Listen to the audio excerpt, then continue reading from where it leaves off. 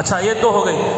اور ایک آیت ایسی ہے، چھوٹی آیت، اللہ کے نبی صلی اللہ علیہ وسلم نے فرمایا ہادی آیت الجامعہ آیت الفاظہ، بالکل جو ہے جامع آیت ہے، پوری قرآن کی جامع آیت، چھوٹی آیت. فمن یعمل مثقال ذرۃ خیرا یرہ ومن یعمل مثقال ذرۃ شرا یرہ. اور ایک آیت ایسی ہے جس میں 18 مرتبہ اللہ تعالیٰ کے نام آئے ہیں، وہ ہے آیت الکرسی، جو آیت کے اعتبار سے سب سے بہترین آیت ہے.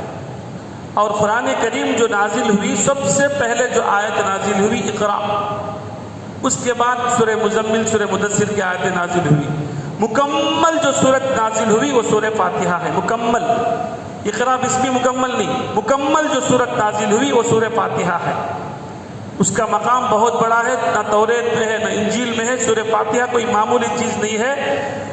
حضرت کتابوں میں ہے، آسمانی کتابیں جتنی کتابیں نازل ہوئی تقریباً 114 بھی ہے، 313 ہے، مختلف روایتیں ہی جو بھی ہو، توریت، زبور، انجیل سے لے کر پوری کتابوں کا خلاصہ قرآن میں ہے.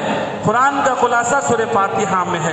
سورہ فاتحہ سب سے پہلی مکمل طور پر آیت نازل ہوئی تھی. سورہ فاتحہ 3 مرتبہ پڑھیں گے تو یہ قرآن پڑھنے کا ثواب یہ بھی ہے. اس کی بہت فضیلتیں ہی، تقریباً 13 نام ہے اس کے، سب سے زیادہ اسی سورت کا نام ہے. تو سورہ فاتحہ اس کے اندر کیا ہے ویسی چیز جو پوری آسمانی کتاب کا ایک ویلکم ہے، خلاصہ ہے.